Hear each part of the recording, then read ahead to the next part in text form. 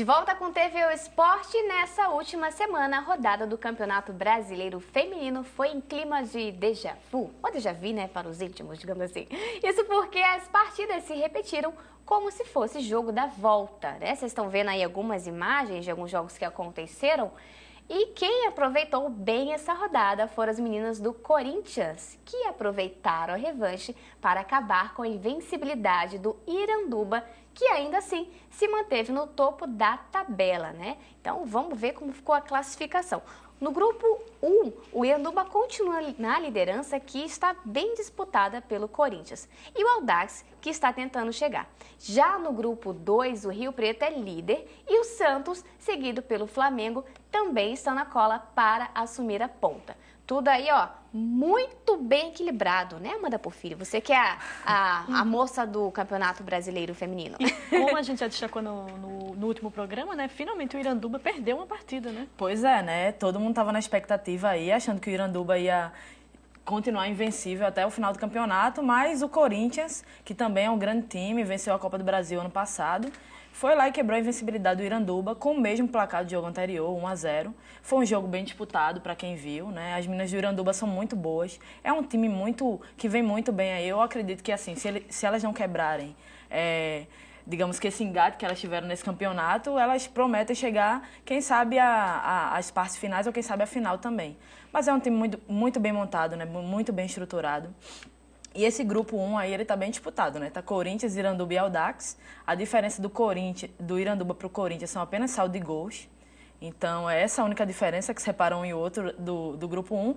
E no grupo 2 a gente tem Rio Preto, Santos e Flamengo, que também são três grandes equipes. O Rio Preto e o Flamengo disputaram ano passado o Campeonato Brasileiro. O Rio Preto, que é o ex-time da Emily, né? Da Emily Lima. A gente sabe que o Rio Preto tem uma base muito boa, né? O Flamengo venceu o Campeonato Brasileiro ano passado, também tem uma base muito boa. Inclusive, a base do Flamengo é da Marinha, né? Então, tem sempre essa associação do esporte com as forças aí do Brasil. E também o Santos, que dispensa comentários, né? Em relação à base e estrutura, aqui no Brasil, no futebol feminino, o Santos também ele tem uma grande base, assim, uma grande estrutura para as meninas. Então, essa rodada foi muito boa. Teve também até goleada do Kinderman lá em cima do Grêmio, por 5-0. E o Kinderman é o time da Bárbara, né? A goleira da seleção brasileira. Então, o campeonato segue aí. A Emily está de olho nas meninas, inclusive, né? Para chamar para a seleção, e a gente pode esperar muito. Eu vi uma entrevista da Emily muito interessante, acho que no portal R7, talvez, que ela fala que ela critica um pouco essa coisa do preconceito. Ela acha que o que barra o futebol feminino não é, tipo, que o jogo seja menos interessante, por exemplo, que o masculino. É uma questão de preconceito mesmo, que as pessoas não estão preparadas para verem mulheres jogar futebol. E ela critica até o Palmeiras, que é um time que tem um investimento, tem o elenco mais caro do Brasil, talvez, e que ela fala o seguinte: se o Palmeiras investisse 1% desse dinheiro todo no futebol feminino, já seria muita coisa. Isso, eu vi essa entrevista também, ela falou sobre a questão de 1% do patrocínio, e ela falou outra coisa interessante, que muitas vezes quem assiste o futebol feminino espera ver em todas as jogadoras a Marta, né? E a Marta, para chegar onde chegou, ela teve um caminho longo pela frente, enfrentou preconceito, mas ela, inclusive, encontrou clubes que investiram nela e apoiaram. Então, falta um pouco desse investimento, talvez de grupos maiores. E ela até cita na entrevista também essa meio que obrigação, né, da Conebol, de que as equipes elas possam ter esse time, mas ela clama para que os clubes não vejam isso como obrigação, mas sim como um investimento mesmo, um investimento natural, e que as meninas possam ter essa oportunidade também, né? Que os meninos têm. Agora, Amanda, você já faz uma aposta aí do grande destaque do Brasileirão, ou você prefere deixar para os próximos capítulos? Olha, eu prefiro deixar para os próximos, porque está bem disputado, né? Como eu falei. Mas eu inclusive, estou torcendo para que o Iranduba continue assim, certo? Que ele, quem sabe, chegar aí numa final, numa semifinal, para a gente ver também outros times que não sejam do Sul-Sudeste, né? Competindo e ganhando as competições brasileiras. Legal, então o que você acha aí na sua casa, hein? Então faça suas apostas, porque o campeonato está fervendo. E o desafio da Libertadores da América continua para os times brasileiros. Atlético Paranaense e Flamengo fazem o duelo de volta da última rodada, assim como o Palmeiras, que vai até o Uruguai enfrentar o Peñarol. O Atlético Mineiro também entra em campo. O Galo recebe o Libertad do Paraguai Já a Chapecoense joga quinta-feira contra o Nacional lá no Uruguai. E o Grêmio recebe o Guarani do Paraguai também na quinta-feira. Então, Libertadores está acontecendo e os times estão segurando a onda para esses jogos, né, Ana Clara? A Libertadores esse ano para mim está sendo uma incógnita, né? Porque até agora eu não consigo destacar assim qual o grande time dessa Libertadores, até entre os brasileiros mesmo, né? E aí a gente viveu essa semana, nesse fim de semana especificamente, algo inédito, né? A gente viu um time brasileiro priorizar o estadual e não a Libertadores. O Grêmio entrou na semana passada, na fase de grupos, né? Com seu time quase inteiro reserva para jogar o Campeonato Gaúcho, porque não queria que o Inter fosse campeão, né? Pela 7ª vez seguida. E aí o Grêmio perdeu no estadual, né? Está eliminado. Perdeu para o Novo Hamburgo nos pênaltis, né? E aí, mas vocês já pararam para pensar, ver isso, um time brasileiro priorizar um estadual? Que a gente fala que o estadual só serve para botar time grande em crise. Quando ganha não vale nada, mas se perde...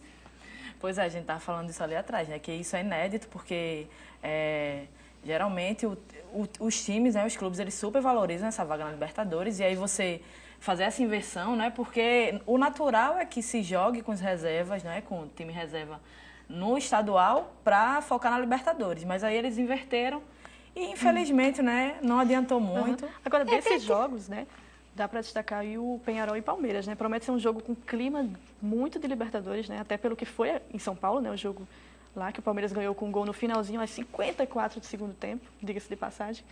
Mas o Felipe Melo brigou com Deus e o mundo naquele jogo e imagina a recepção que ele vai ter lá. Vai ser meio diferente, digamos assim. Agora, Aninha, você acha que, devido aos times estarem, né, a priori bem nas colocações de grupos, que eles estão dando essa relaxada, entre aspas, ou não? Eu não sei, essa Libertadores para mim, eu tô querendo descobrir o que ela vai significar, essa Libertadores tão comprida, né? Vai até novembro, se não me engano, né? Isso. Será que talvez já tem time relaxando aí no sentido de que, 10 times entram mesmo lá no Brasileirão, tem 50 vagas na Copa do Brasil, 10 na Copa do Nordeste, então se eu não tô na Libertadores esse ano que vem eu tô lá de novo. Não sei se isso já está acontecendo, né? Mas acho que Libertadores não dá para dizer no início qual vai ser o time que vai ganhar, porque tem sempre aquelas surpresas, né?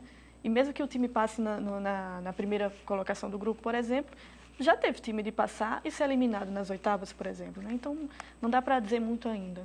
É uma grande incógnita que a gente vai acompanhar aqui no TV Esporte, tá bom?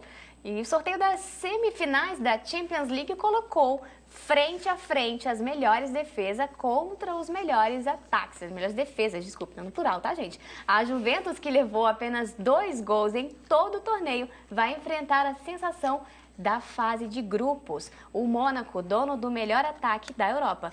Do outro lado, o Atlético de Madrid e Real Madrid se enfrentam pela 4ª vez em 4 temporadas, incluindo as 2 finais em que o time do Cristiano Ronaldo foi campeão.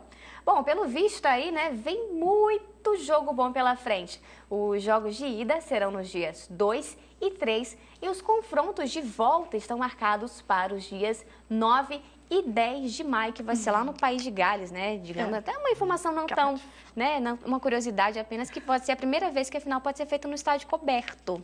Eles falaram aí que isso vai depender de condições climáticas, né? Mas vamos voltar pro nosso lance, que é futebol. Tem aí um grande clássico, né? Do começar falando espanhol. Pois é. A final que eu não quero ver.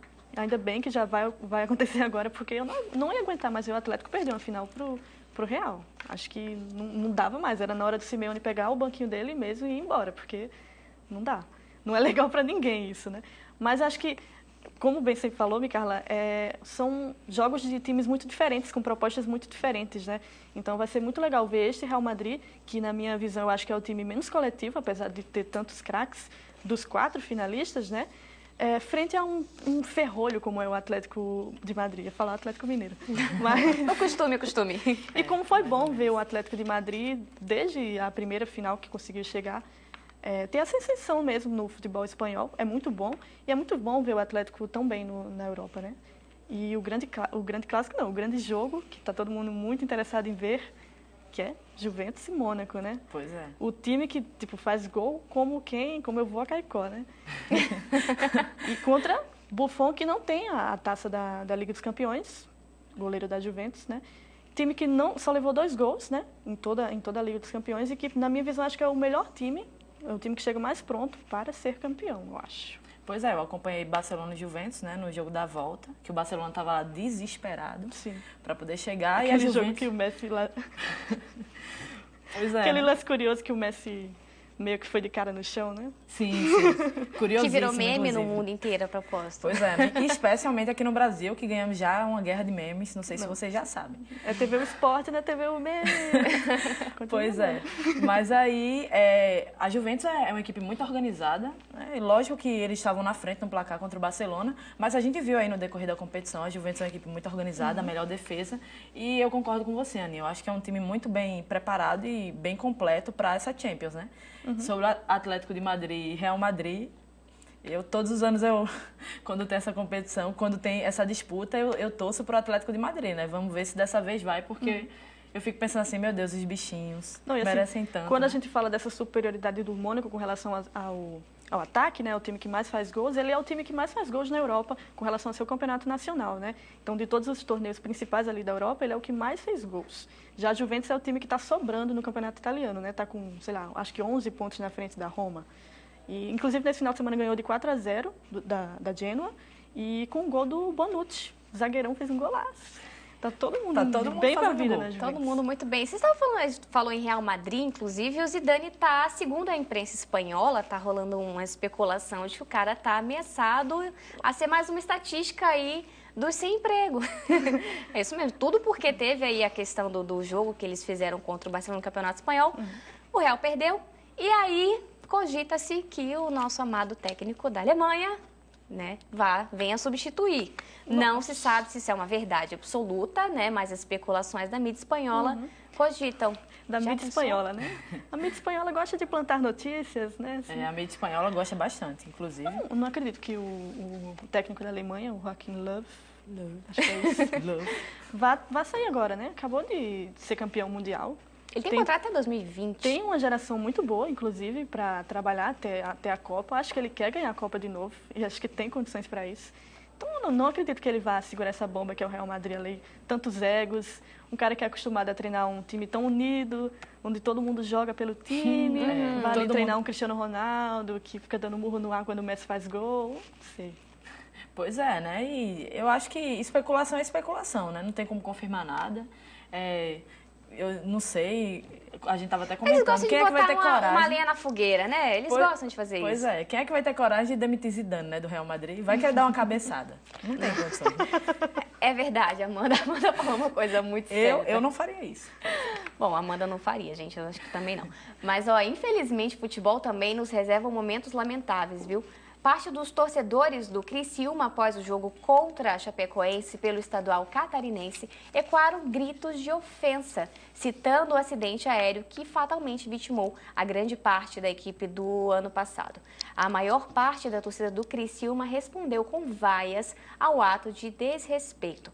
Na internet, torcedores do Brasil inteiro repudiaram a ação e manifestaram solidariedade aos jogadores. É uma coisa lamentável que a gente sempre fala, que o esporte é uma coisa muito legal, né? Proporciona muitas coisas bacanas, mas infelizmente torcidas fazem coisas ridículas e desnecessárias. Você desrespeitar não só o clube que estava jogando, é óbvio que a rivalidade é uma coisa muito convencional, digamos assim, faz parte do jogo, mas o desrespeito já ultrapassa todos os limites, né? Acho que aí não é nem a rivalidade, né? É a desumanidade mesmo, né? Exato. Eu acho que eles desconheceram o limite, né? Uma coisa chamada limite, porque eles estavam respondendo a um grito provocativo, né, da torcida do Chapecoense, que estava fazendo provocação como toda a torcida faz em relação à segunda divisão. Futebol, né? Com relação ao futebol. Normal. Quando você passa a misturar uma tragédia, né, uma fatalidade que aconteceu, que envolve familiares daquele estado, daquela cidade, com a situação, enfim, do futebol, aí você já rompeu todos os limites, aí você já começa a falar, a gente começa a falar sobre desumanidade, né? Então é lamentável, lamentável. É verdade, gente. Agora, mudando um pouquinho de assunto, uma curiosidade que dividiu opiniões, viu? O torcedor Maurício de Joinville, de Santa Catarina, tatuou a camisa do seu time, o Flamengo, em tamanho real. É isso mesmo que vocês estão vendo aí, inclusive, né, gente? Ele fica aí, né, o questionamento para vocês. Até onde vai a paixão de um torcedor pelo seu time? Bom, para o Maurício, pelo jeito, não tem limites não, viu? Robinho, tatuador, que é amigo do torcedor rubro-negro, contou que serão mais de 15 sessões para finalizar a tatuagem e que não cobrará nada ao amigo. Ele ainda diz que uma tatuagem desse tamanho pode custar até 10 mil reais. Nas redes sociais, a Tatu dividiu opiniões. Alguns gostaram e elogiaram a coragem do torcedor, já outros disseram até para ele se tratar. E aí, o que vocês acham dessa ideia? Eu, particularmente, não faria, mas, né, a paixão, né, de torcedor vai além e fica aí para a opinião de vocês, tá bom? A gente vai dar uma paradinha, vamos respirar, analisar essa questão do tatuador, né, e do tatuado. A gente volta já já para falar tudo sobre a final do Campeonato Potiguar. Não sai daí.